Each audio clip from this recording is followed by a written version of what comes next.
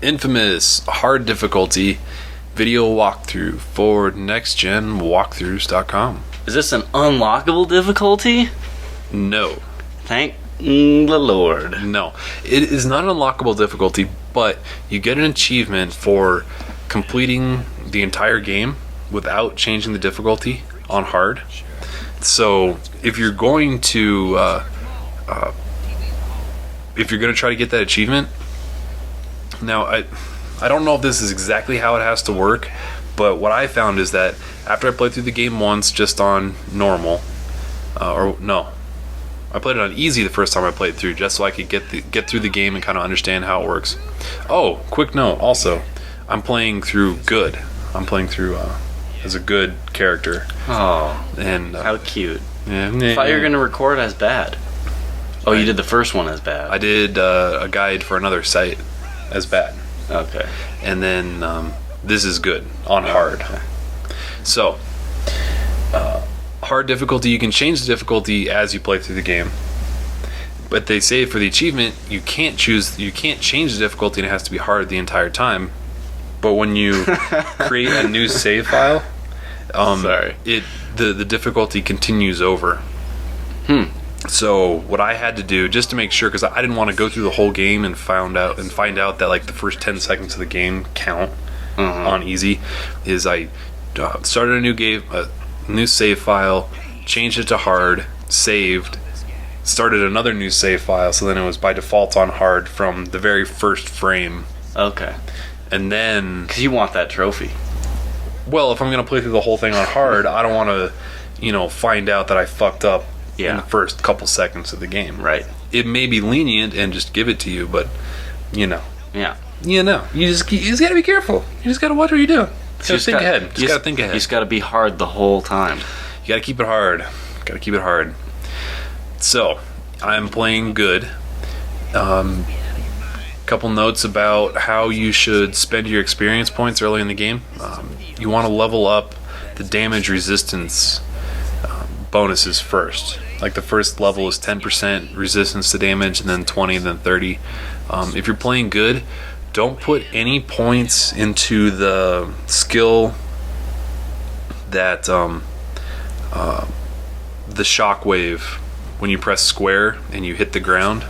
Okay. It creates like this big shockwave. Don't put any points into that, because every pedestrian on the street that you hurt is like evil points.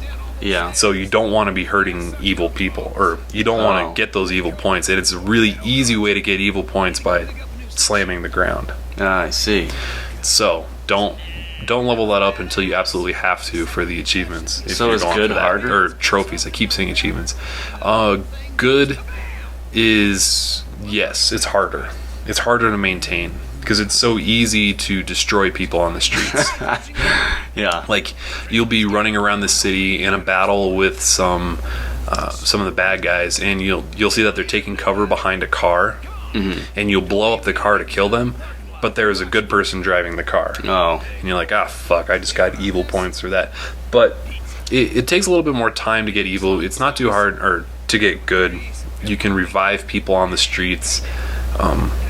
That's a skill that you unlock a little bit later in the game.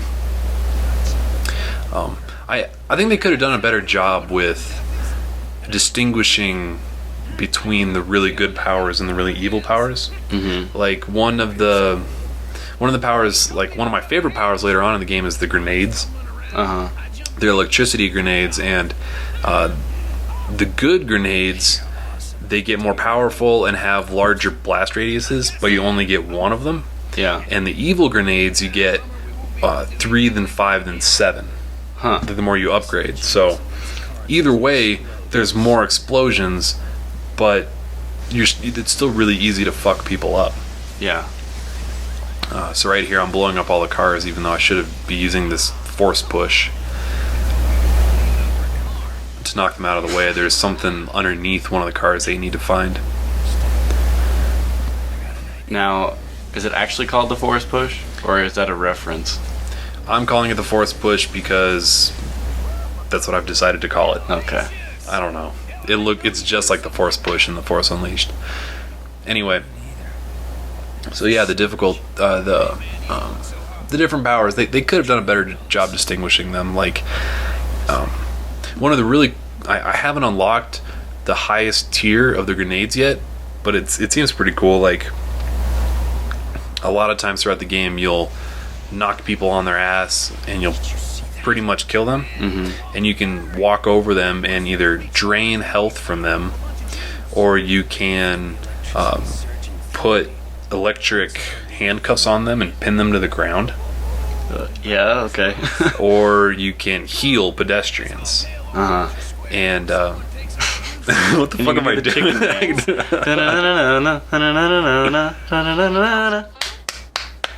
Anyway, I've completely lost my train of thought. Thanks.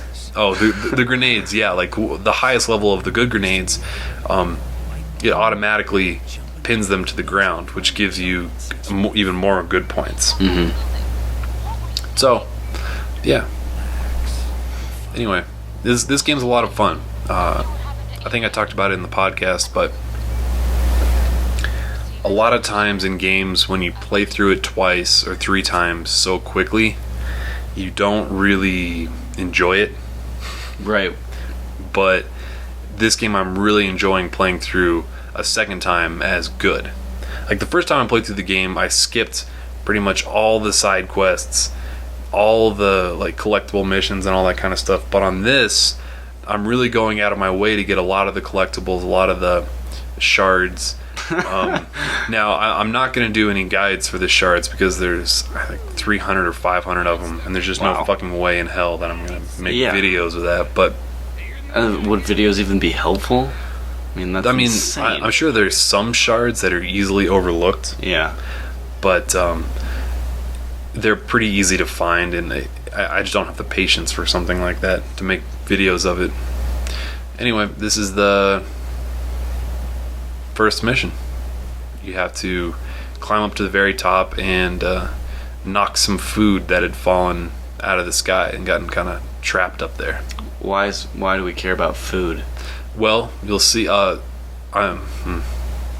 Next video, you explain it. Well, at the end of this video, you'll see that there's a moral choice that's about to come up.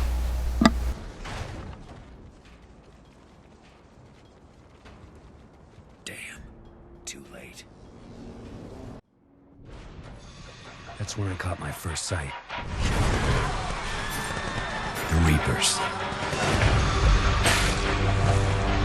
Before the blast, they were just a bunch of junkies dealing drugs. Now, they own the Neon District. Taking whatever they want. That changes today.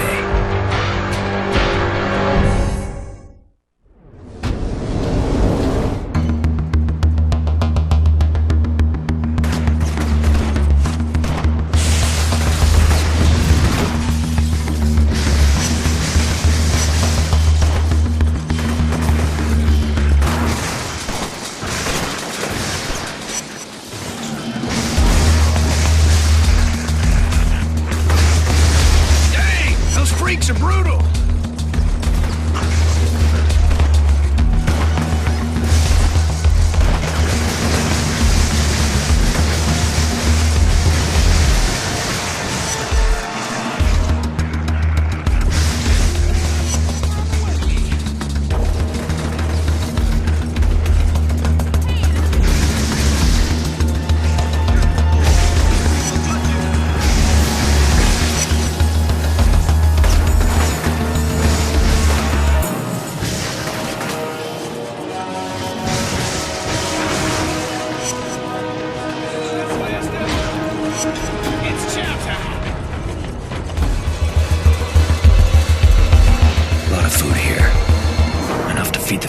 For weeks, maybe longer.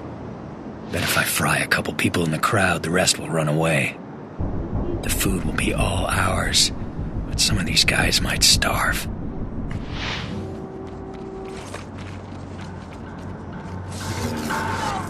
Kids need me.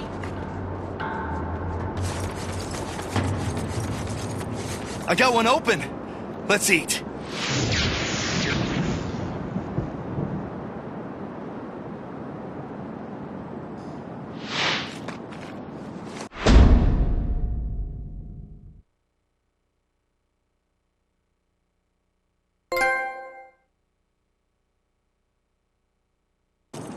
Hey, Trish.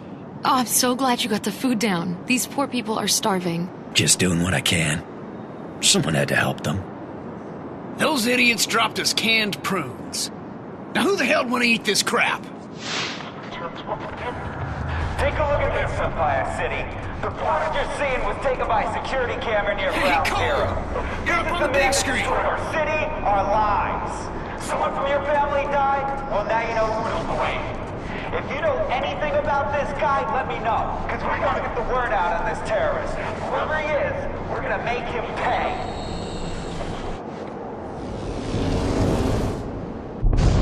Ever been called a terrorist? All I remember from that day is going to work and then running for my life. That video, though. How'd I get that package? Why would I deliver a bomb? For who? Regardless, the consequences are everywhere. Whatever there'd been between Trish and me was gone.